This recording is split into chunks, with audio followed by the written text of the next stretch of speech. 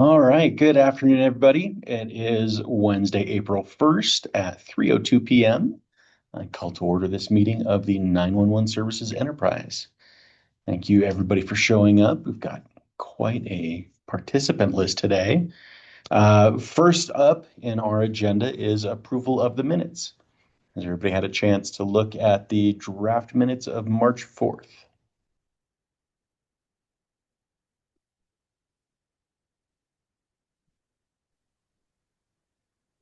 If so, are there any corrections, edits, or is there a motion to approve?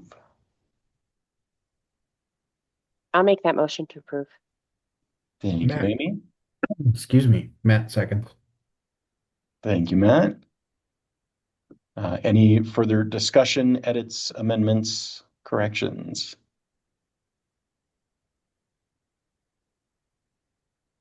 Hearing none, is there any opposition? Anybody opposed? All right, we will consider those minutes approved. Thank you.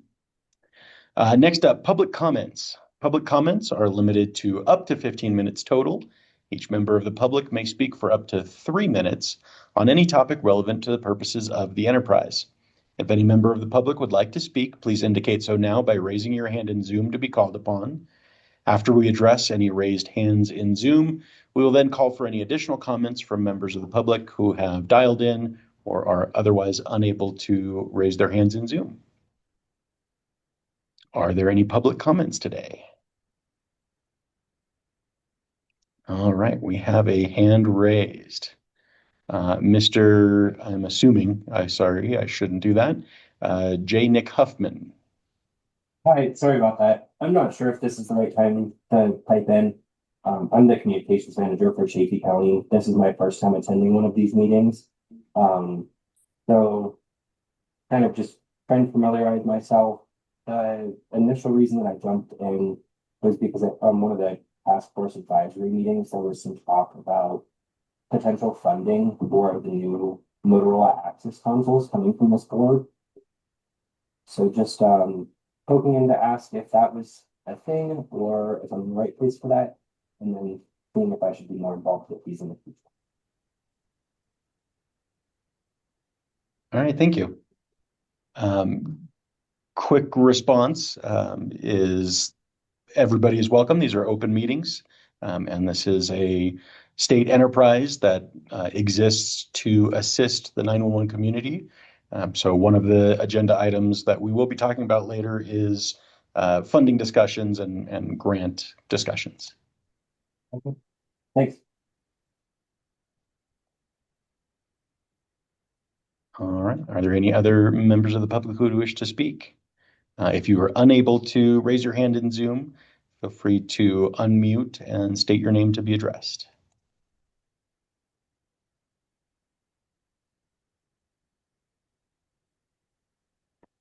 All right. Hearing none, public comment is closed. Thank you.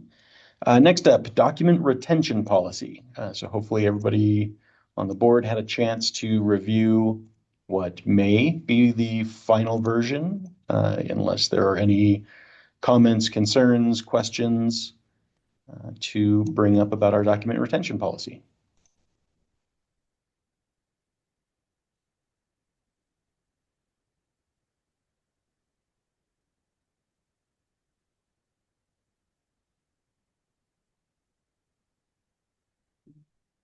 If there are none, it would be appropriate for a member of the board to suggest a motion to adopt.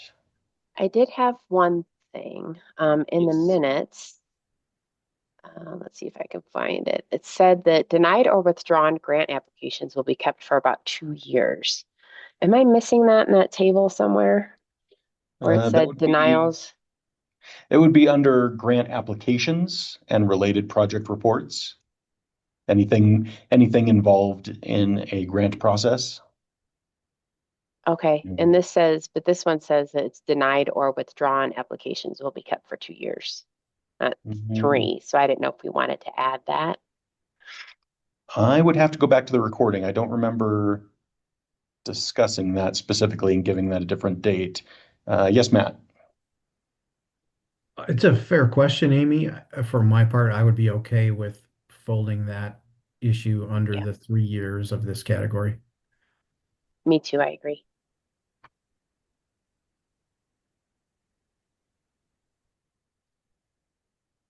Meaning no change needed to this table.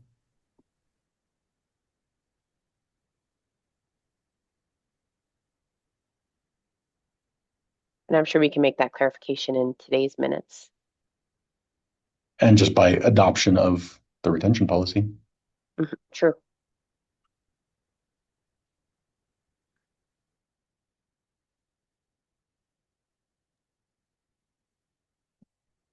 With that, is there a motion?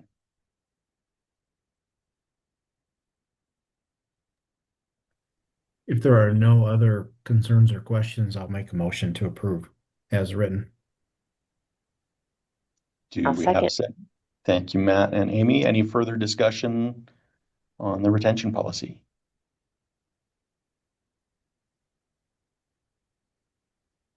Hearing none, all those in favor say aye. All right. Aye. Any opposed? Any abstentions?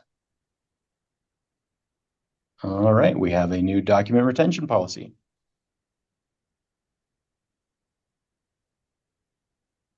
All right, next up, funding and grant applications. So I wanted to start hopefully with Daryl. I'll put you on the spot. Do we have any money with which we can provide for funding opportunities and or contracts? Hi, yes. Let me get my camera turned on here. Yes, you do have money. You've got roughly $188,000 from the first month of income. That's less than I had projected. I projected a little over 200,000, but I also, if you remember, said that it may be lower for the first month simply because it takes a little while to get full compliance from all the telecom providers when the surcharge changes. So that may catch up over the next couple of months. The next deposit should happen around April 10th, and we can report back at the next board meeting as to what your current balance is. Also, keep in mind that we are waiting until there's enough money in the account to establish the contract with the Colorado 911 Resource Center that the board voted to move forward on. The DORA contracting says they can't put that contract in place until the money actually exists in the account to cover the full amount, which was $250,000. So technically you do have money. Technically you don't have enough money yet to start spending it on other things because you're still trying to save up for the resource center contract. But after that, after next month, there should be additional funds in there for other purposes. Excellent, thank you. Appreciate that. Any questions or comments around that?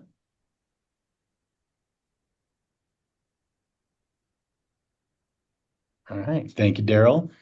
Either Daryl or Sage, the Google form that we had talked about, do we have a draft that we can take a look at and see what that might, how that flow might go? Yes, so we made a draft of the 2026 grant assistance application. Let me share my screen real quick so you can take a peek at it. Just a moment here. Share that. And let me know if you can see it all right. Got it. All right, so we have the title right here, all the information provided. The first and last name, the agency, email, so on.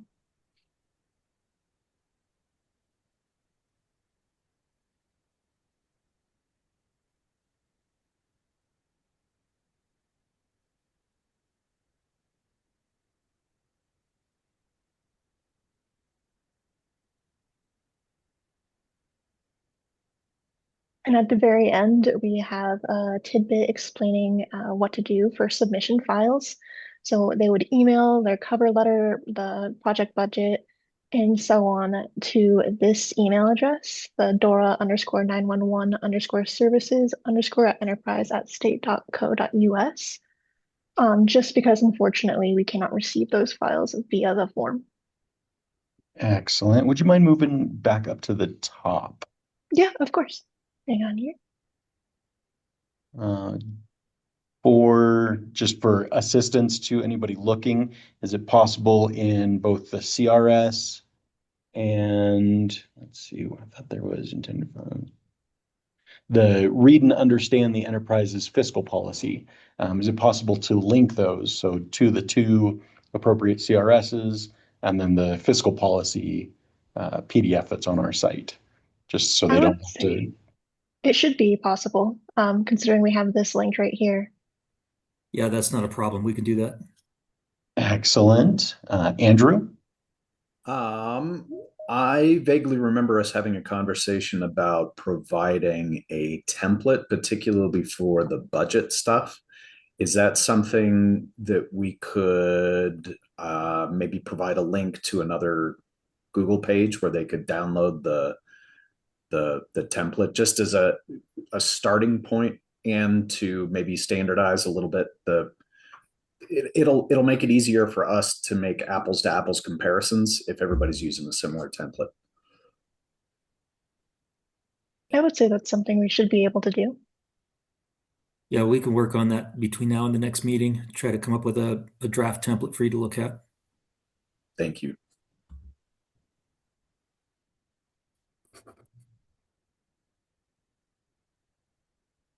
Excellent. Thank you.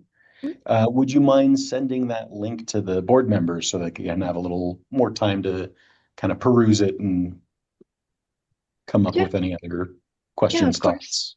I'll make sure to send it after this meeting. Beautiful. Thank you. Mhm. Yes, Matt. Can we get that template in advance of the next meeting so that we can review it and come prepared to talk about it? Yeah, absolutely. Thank you.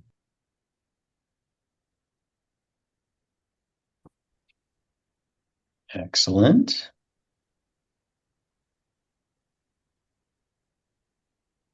Okay, additional comments, questions about the application process?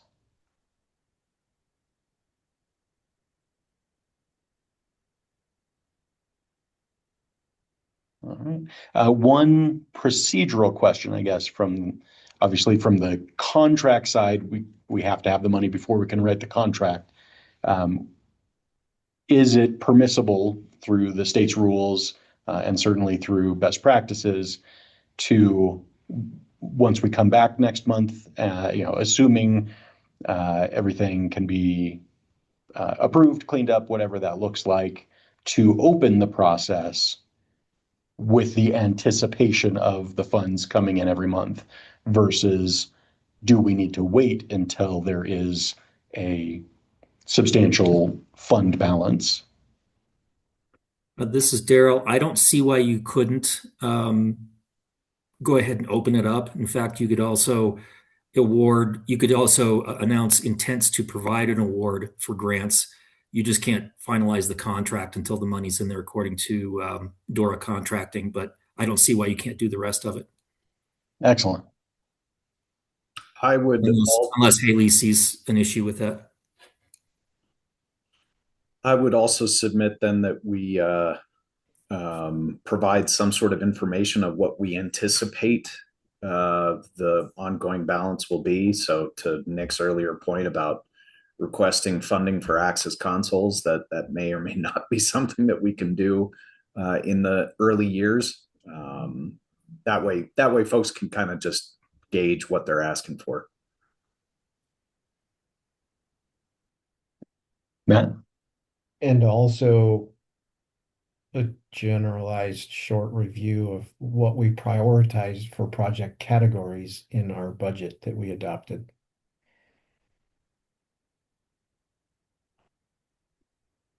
Let me share here. Thought I had it up. There we go.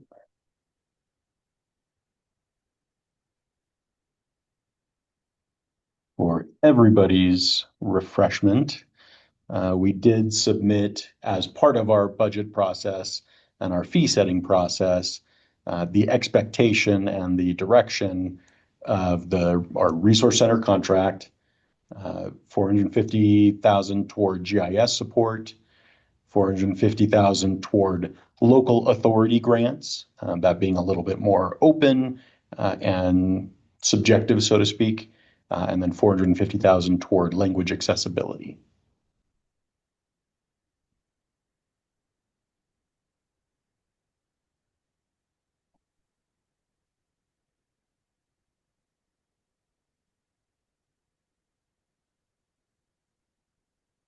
All right, good there. Excellent. Thank Well, you. thank you, Sage and Daryl, for that. Appreciate that.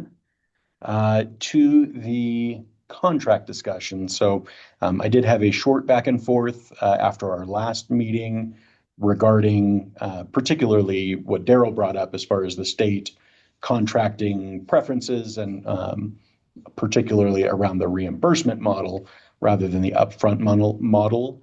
I did have at least one resource center board member with some concerns around that, and the thought around having a joint meeting to flesh that out and talk about from both the state contracting side what that might look like, from the resource center side whether that would work for them in their model. Do we want to, especially considering that we won't have the money, obviously, to contract yet, do we want to look into having a special meeting or waiting until our next meeting to have and invite the resource center in for that discussion as a larger topic item?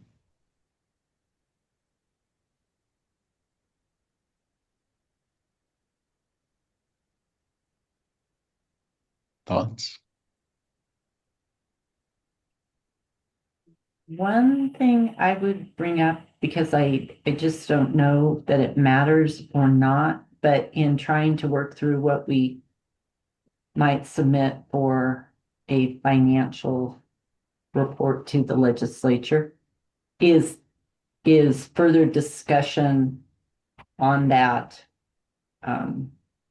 in your mind, going to have any potential impact to what and how we might state what we state in a financial report? And if so, I would vote for having a meeting sooner than later.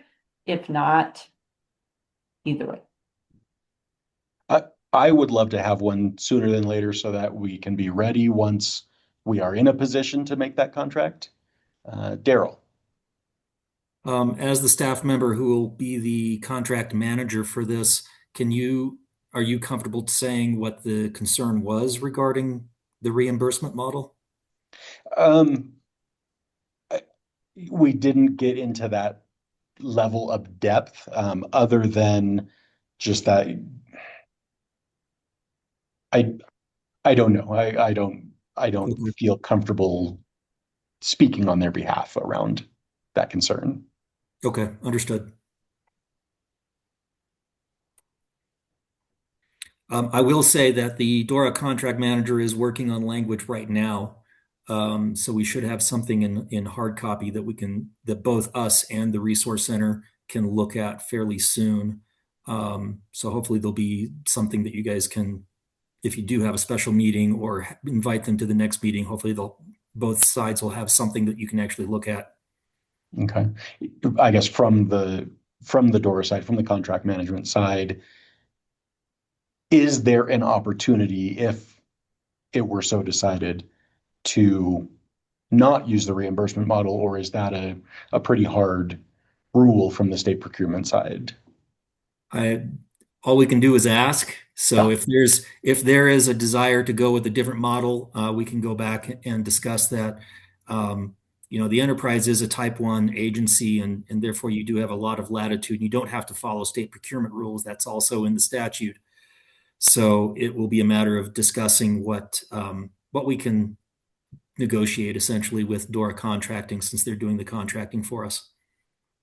Gotcha.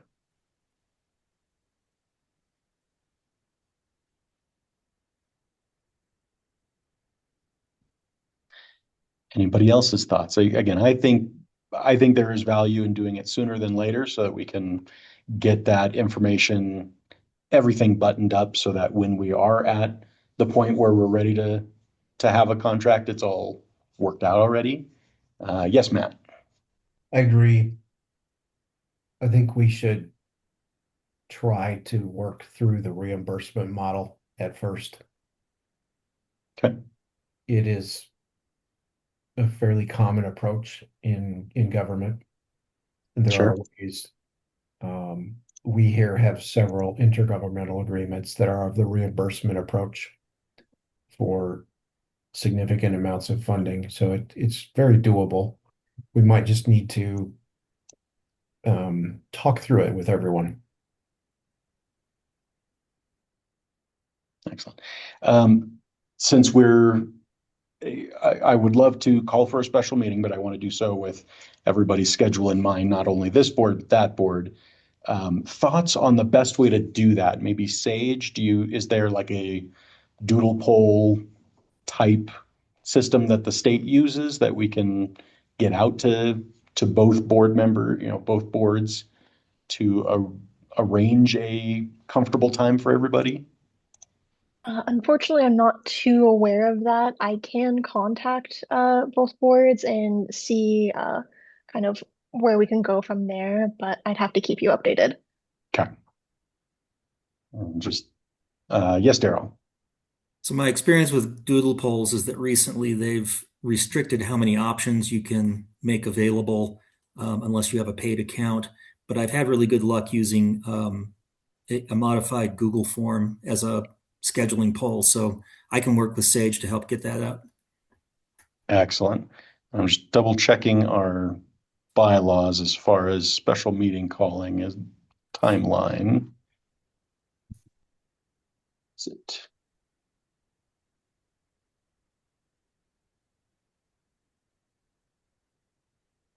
No later than 24 hours. So we've got a lot of latitude there.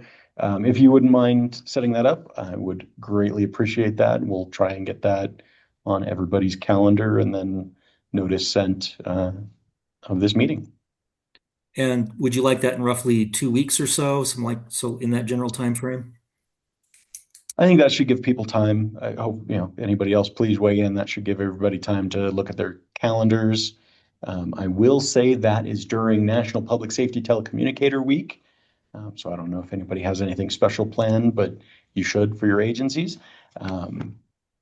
And may or may not impact people's availability, but certainly, again, sooner than later. I think 2 weeks is a fair amount of time to pull that together.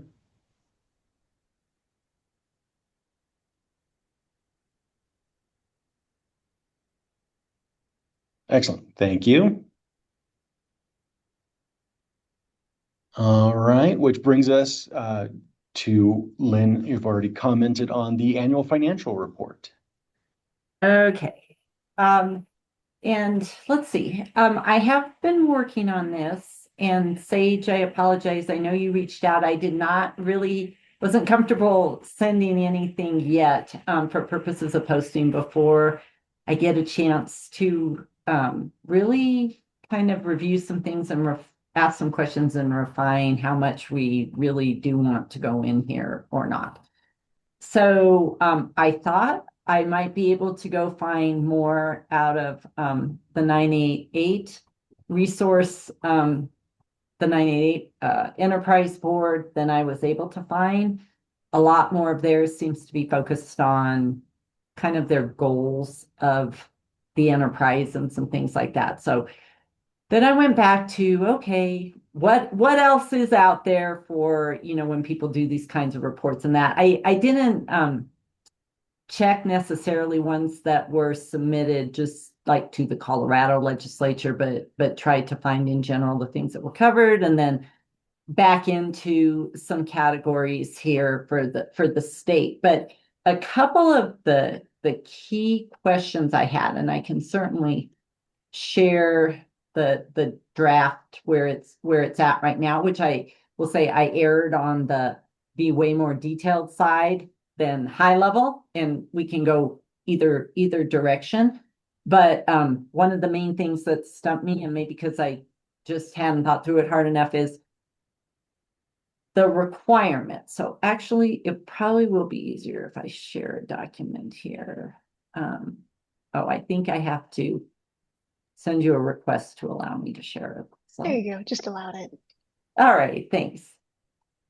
So here I share. And I'm pushing share on the one.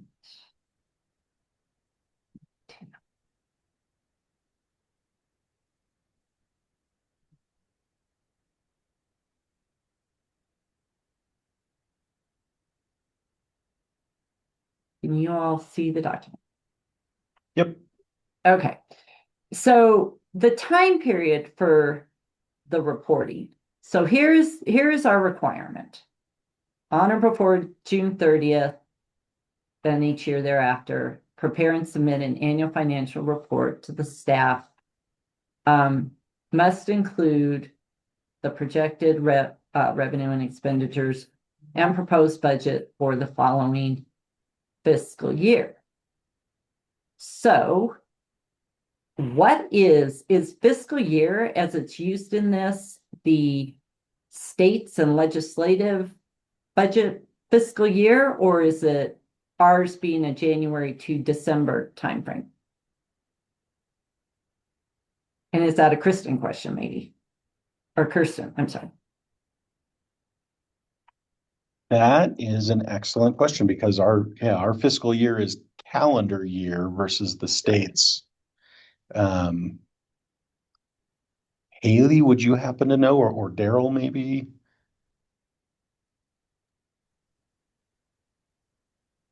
I assume they'd be more interested in the state's fiscal year, being that they're looking for the report by June 30th, but Yeah, this is Daryl. I don't know. As Lynn just showed, the language in the statute just says fiscal year. It doesn't say state fiscal year, but it does seem to imply the state fiscal year, given that the report is due by June 30th. You want me to send an email to Kirsten and ask her?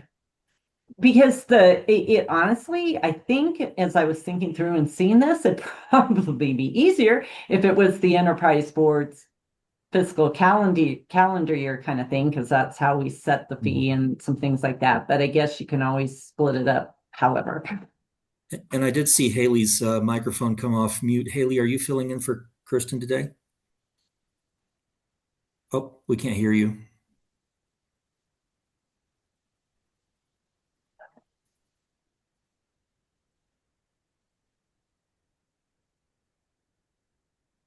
Any luck? there we go. Okay, I apologize about that. Sorry. Yes, I am filling in for Kirsten today. I don't know the answer to this fiscal year question offhand, but I'm happy to relay that to her and make sure that we can get you an answer. Thank you. Thank you. Yes, Matt.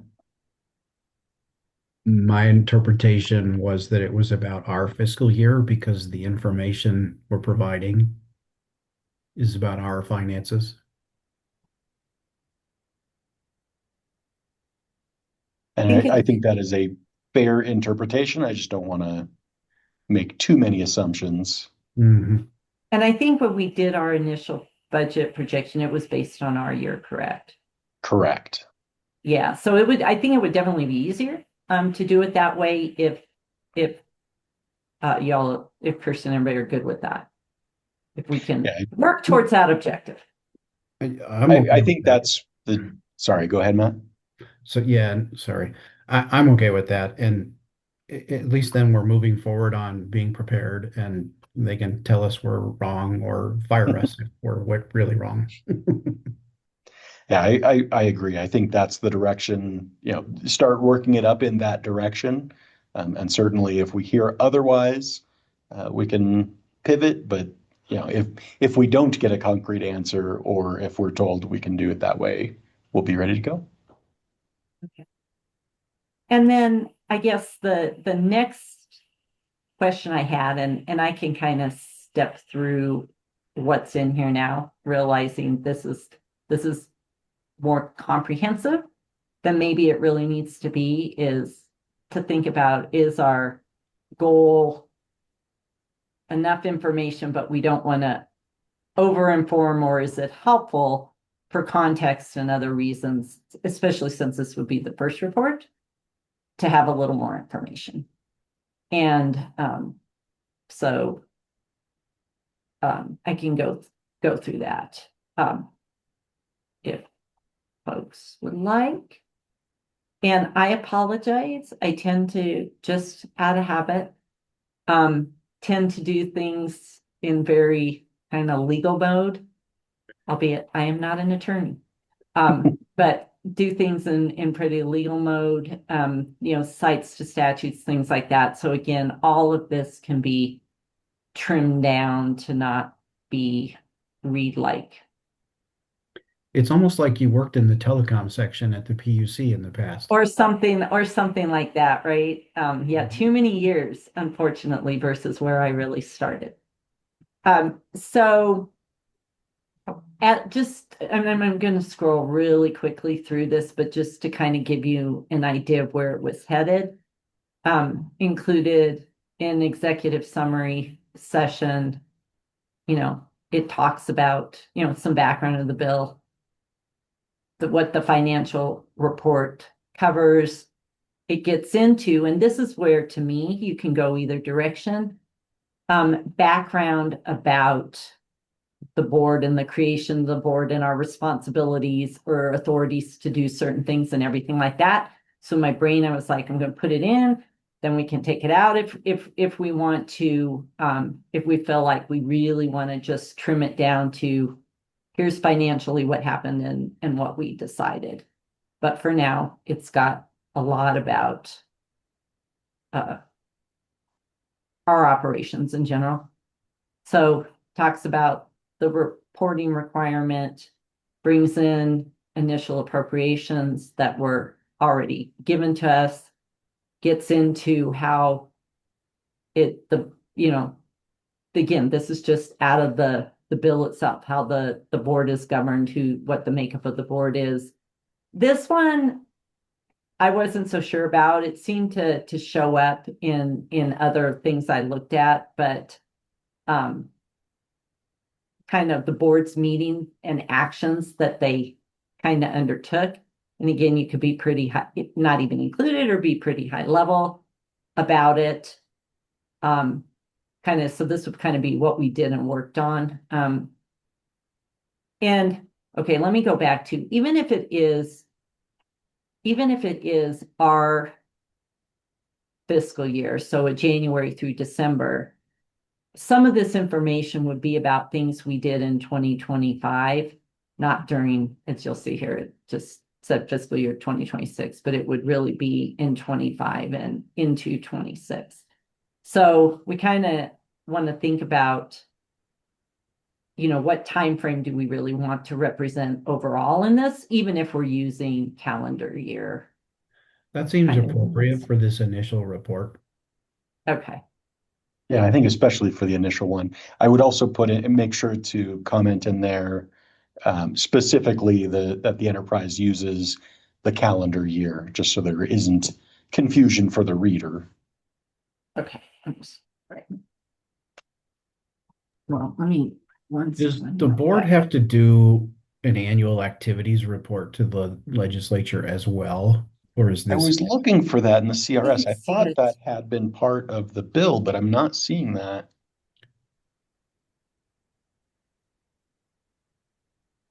And this goes to the question of how heavy the annual financial report should be.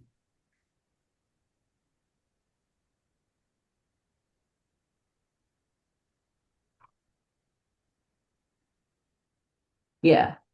So let me just check back through. Talks about our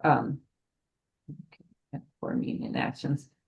The 911 enterprise fee, again, this is more just the legal background to it, and then it starts getting into the fee and surcharge rates. Now, this has it, including kind of how does it fit in with the overall state PUC surcharge, because it becomes a part of that surcharge, right? But I don't necessarily need to, if we don't think it's necessary to incorporate anything about the state surcharge. I found, so in the initial bill, it amended CRS 40-2-131, which talks about the state of 911 that the commission puts together and says that they must include activities of the 911 services enterprise. So that's where we can go into more depth about the actual activities rather than this, which we should probably focus more fiscal based, more financial based. Financial. When Daryl, is I that? see you. Sorry, When go is ahead. that report? When is that report due? On or before September 15th. So it's after this report. So After this report could inform that one too. So that Yes. report is really from PUC staff to the legislature, and it folds in activities of the enterprise. Correct, but I'm assuming the commission PUC staff will need our assistance putting our section of that together. Daryl, you had your hand raised. Yes, all that's correct. And thank you you caught that at the same time I was about to mention it. We will obviously work with the enterprise board on writing that section of the State of 911 report, but that is part of our report. So I think, one logical way to approach this would be for your June 30th report to focus on the things that are just required in that section, which are the expenditures and revenues. And then we can spend a lot more time on the activities in the State of 911 report section that we write for it. Agreed. Excellent. Makes sense, Lynn? Yep. And then had in here the fee collection mechanism. So it just kind of outlines where the money's coming from here. Obviously, we haven't received anything from other revenue sources, though we're allowed to. So then it just summarizes what the amounts are that are coming from each of these. So there would be, zeros initially in this. And I think we need to think about the best way to, the fee collections. Obviously, if we're submitting this in June, we potentially would have the collections through at least April, right? And you could do a 2025, 2026 year to date, and put that in there. Hey, Lynn, Mm-hmm. could you scroll back up a little bit? Mm-hmm. Tell me when to stop. That's okay there. Do we want to be talking about other fees not related to the surcharge through which our 3 cents is included? This was just comprehensive to say we're allowed to get money from these other things statutorily. And so far we haven't. I don't know if they will become a thing in the future that is a revenue source or not. Do we collect anything through prepaid? That's where I'm struggling with this. Okay. That's my point, is prepaid wireless charges go to the 911 authorities, not us. So the prepaids don't pay the enterprise fee?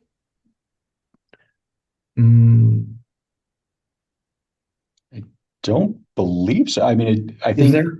it's Oh, you know part of what? the calculation, but I don't think yes, Daryl, clarify this for us. Yes, no, you do not receive any prepaid money. The prepaid is distributed all back to the locals. Okay. Got it.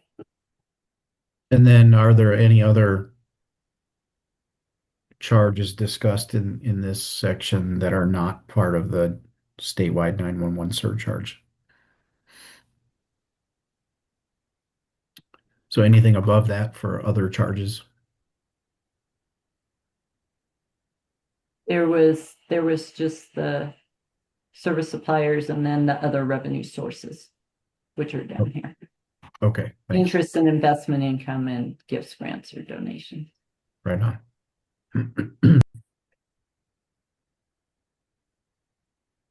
And then this next section talks about what the money can be spent on.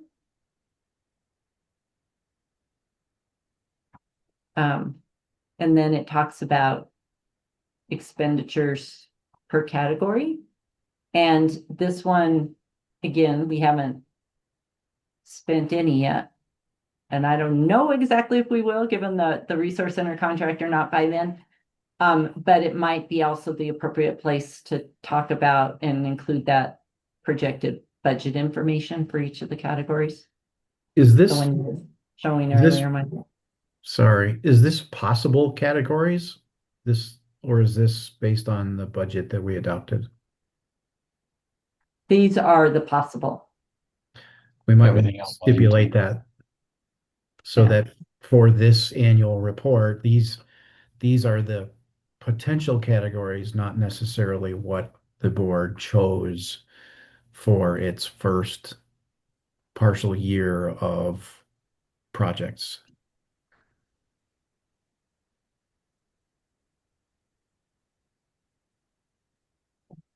Just a side note to that, I don't know, Daryl, if you would know, as far as those services for DORA, Attorney General's office, OIT, do we know what that kind of billing will look like and when? Will we know by then? This is Daryl. That is a great question that I do not have the answer to. The budget administration for DORA is undergoing changes in management right now. Hopefully I can get you some answers on that fairly soon, but they have not spoken to me about wanting to start charging the enterprise for administrative costs. Okay, thank you. Yeah, excuse me. And I thought, and maybe I asked this question at one point before, because up above it talks about what the legislature already budgeted for. Again, this is state fiscal year, right? And it had monies in there. And so, yeah, I think we are going to have to figure out what, given that budget allocation, has or has not really been spent on the administrative side. In the bill, the fiscal note included the state paying kind of that first year to get up and running with the understanding and the direction that essentially we, the fee collected, would pay going forward from there. It's just, we don't know how much that's going to be. Yes, Matt. And that funding allocation, appropriation allocation was primarily for DORA support. Right. DORA and the Attorney General's. Yeah, Right. yes. Not funding that we would have available to us for supporting 911 authorities and PSAPs. Correct. Or our own expenses, I don't think. Yeah, Right. it's just the administrative. It's just the state, yeah, and that's what ends up going into the long bill or the budget bill, Yeah. right? Those other amounts to cover the state's activities, department activities on those things. So yeah. So one of the things I did want to do after it is kind of a next step for this, is to Daryl, get with you, go through it in a lot more specificity, as well as whoever happens to be in the budget role at the time for DORA, to make sure we understand and are in sync and kind of putting in not misstating anything or putting in the right things. So. And again, we don't have any non-fee revenue or expenditures from that. So, these are going to be pretty, to the extent we would want to include anything in here, we would say there weren't any received. Or there weren't any expenditures. We didn't have any non-fee revenue to expend. So some of these categories may not even be needed at this point if it's showing kind of zero numbers up above for the revenue. I love it for a template for the future, though. Yeah.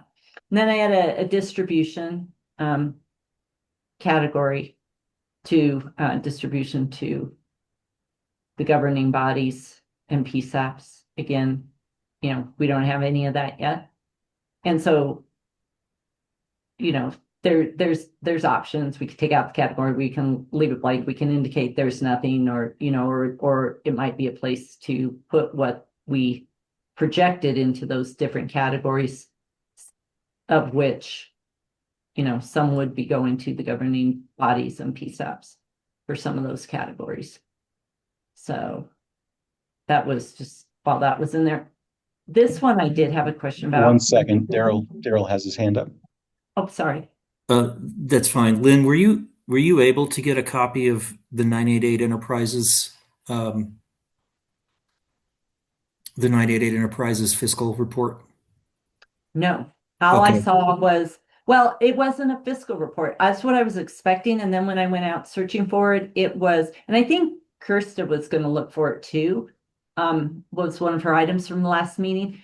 But all I saw was it was more like an activities report, what their goals were, what they were doing, and that sort of thing. And I was like, I thought I remembered there being a fiscal report out there somewhere, but I couldn't immediately find it.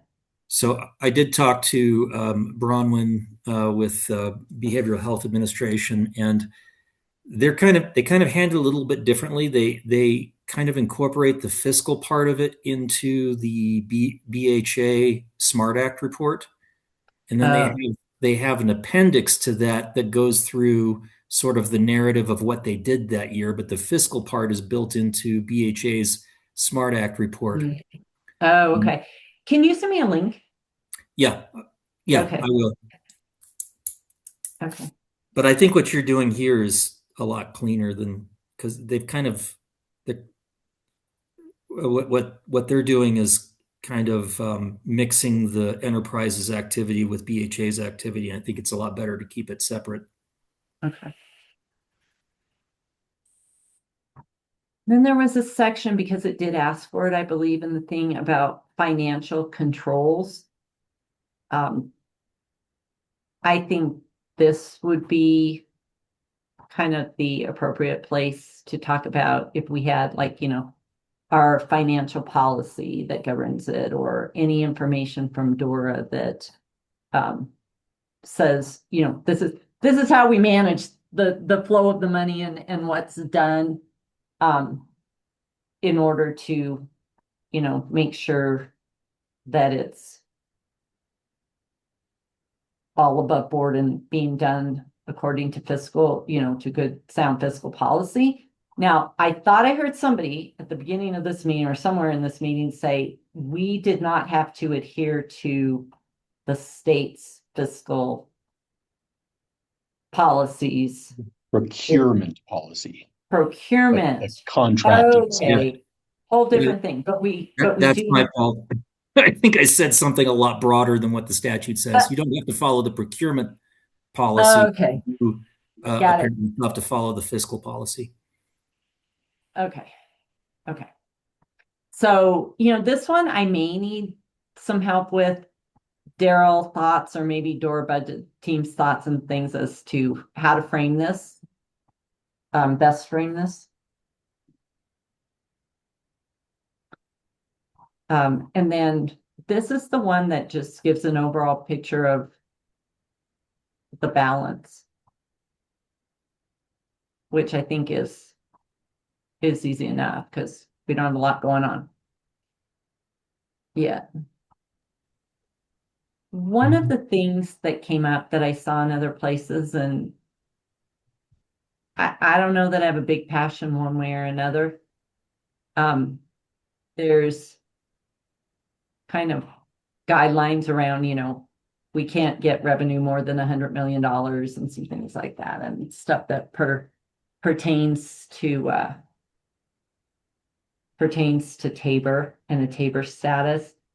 So this just kind of includes this, it says, yeah, we're within our Tabor boundaries as we need to be. I don't know how important that is in a report like this or not. Is that specific to Tabor, or is that specific to enterprise? Enterprise. Enterprise. Would it be better to remove the word Tabor from that?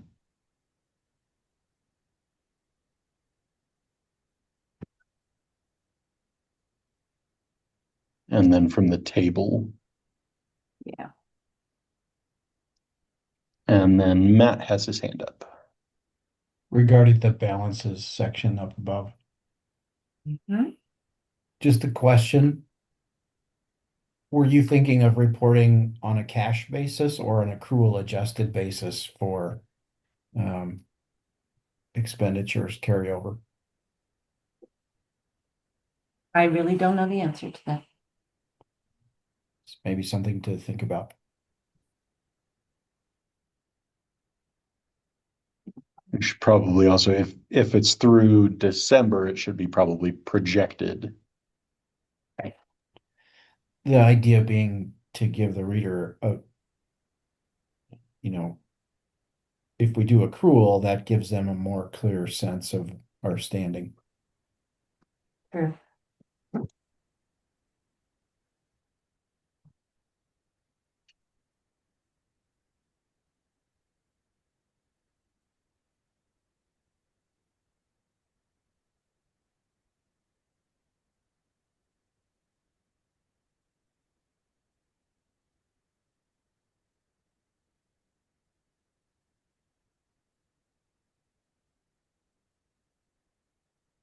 Daryl?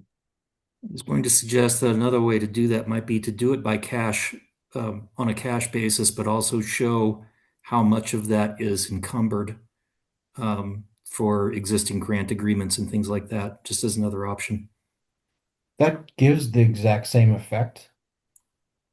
I'd be fine with that. And in fact, it actually provides more information as to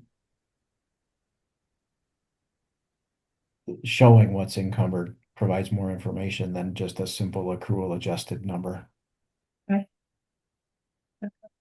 People good with that?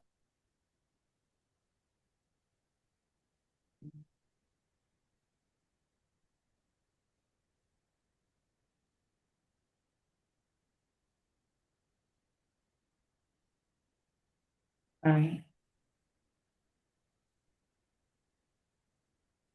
Again, so this was the status category. And again, this will come back up for draft. So if we get it in there and then people think the whole section is kind of not material or useful, we can always strike it. So I kind of had mixed feelings about some of this. And it maybe that if it's maybe better in a up above, this really is just getting into other charges that go into making up that PUC surcharge. I personally don't know why we would even need to get into that here, but it's in here if people want to understand the context of our charge relative and what it does relative to other money that the 911 universe gets. I would see that as more of the commission's report. I don't know that we would need to or should include that in ours. I think, at least the way I'm interpreting it, they care about what we are doing. And certainly the larger 911 environment in the activity report from the commission, that's all great information, but I don't know that it's for this audience. I agree about deleting 9 and 10. And if compelled, maybe add a few more details in the sections where those are discussed above. Mm-hmm.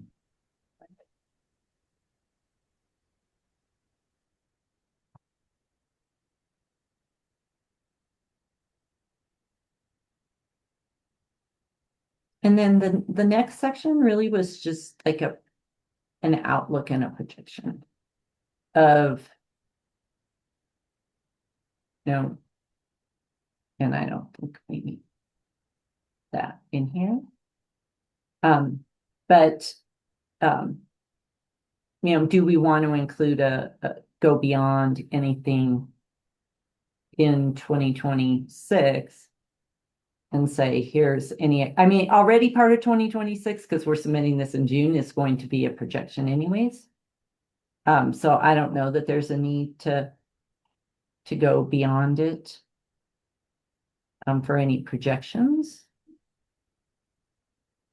I would think that would be included up top in the areas of expenses, especially that encumbered area.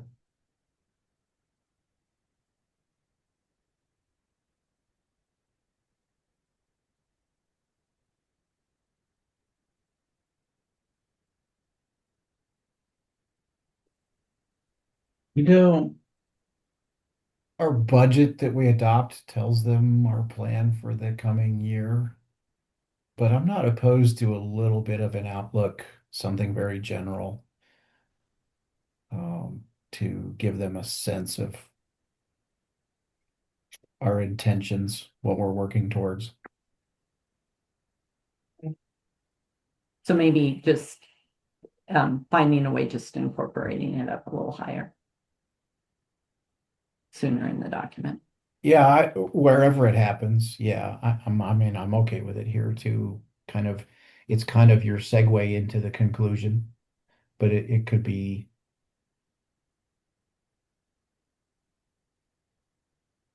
And it, Pretty general. yeah, and at least I guess that we'll see next with what Daryl sees for in the next month's revenues, hopefully. So we would, I think before this, what we do, we would only have one more view on what collections are coming in at, right? Not Mhm. two. I'm curious what Amy and Andrew feel about this one.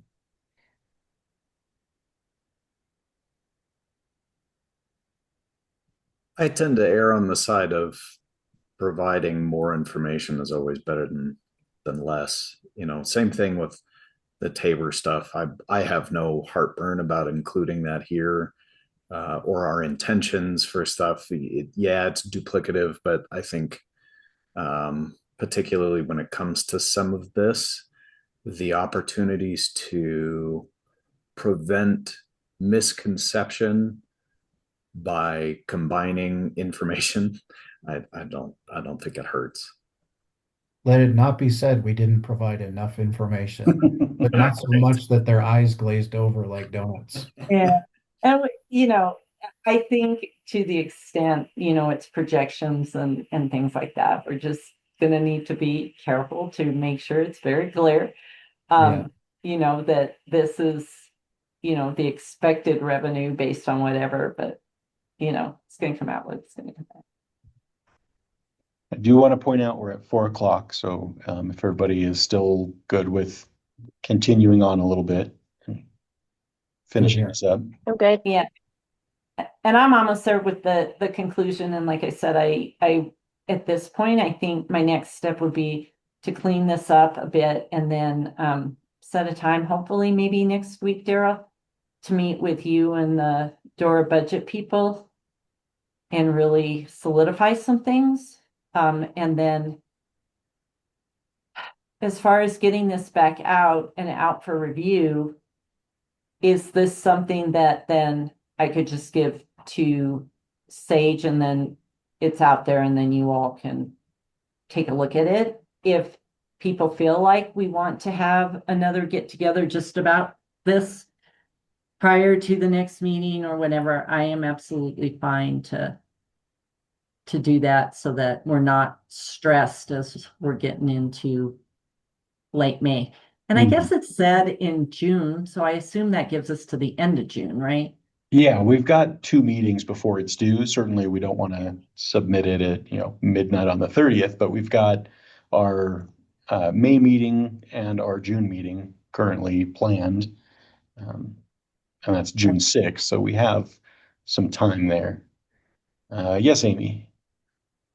I'm just wondering if I would be allowed, Lori, if you'd be okay with me participating in those meetings, just learning a little bit more of this process. I'd like to be more comfortable with it. Is that allowed? The meeting that you'll have with Daryl. Yeah. 2 people is not a quorum, and it's not 3. Any concerns on your side, Haley, as far as the 3 of them, Lynn, Amy, and Daryl meeting on that? That would still trigger the sunshine law, though, right? With only 2 people? That's correct. So if it's it constitutes a meeting under the open meetings law if there are 2 or more board members present. I was like you, Michael. I thought it was 3. I thought it was 3 or more. Okay, Hey, then you can fix that. So, but if I met with Dora and Daryl on board, and then Amy could separately, right, then meet with them herself once this document is put out there. Would that work too? Maybe not ideal, but if there was a need to. So this is Haley. As long as it's not a situation where it's sort of a de facto meeting where like all of the information that was discussed in your meeting, Lynn, would then later be discussed with Amy. As long as it's not something like that, I think that should be fine. That's kind of what I would say about it, but I'm also happy to talk with Kirsten about it as well and just make sure we're both on the same page. I know I'm less familiar with y'all's agency. Just want to make sure I'm giving good guidance and advice.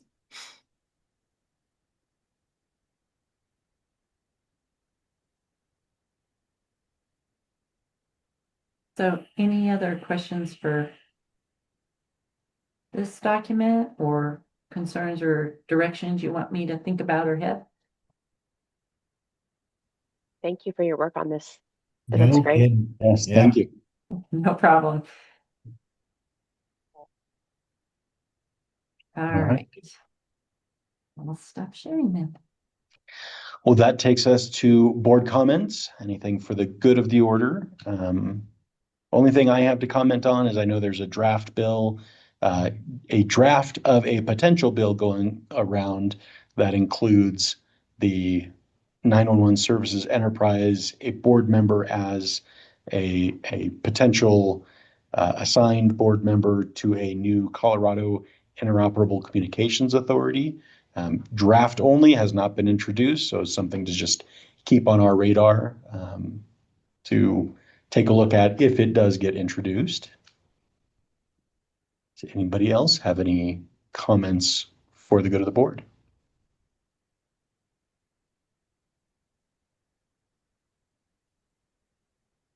Hearing none, I would enter, our next meeting is Wednesday, May 6th, 3 p.m., our next scheduled regular meeting. We will be planning on a special meeting probably sometime during the week of the 13th of April. That date and time to be announced. And unless there's anything else, I would entertain a motion to adjourn. I'll make that motion.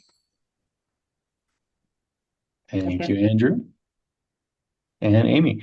With that, we are adjourned at 4:05. Thank you all very much. Take care. Yeah. everyone. Thanks, everybody.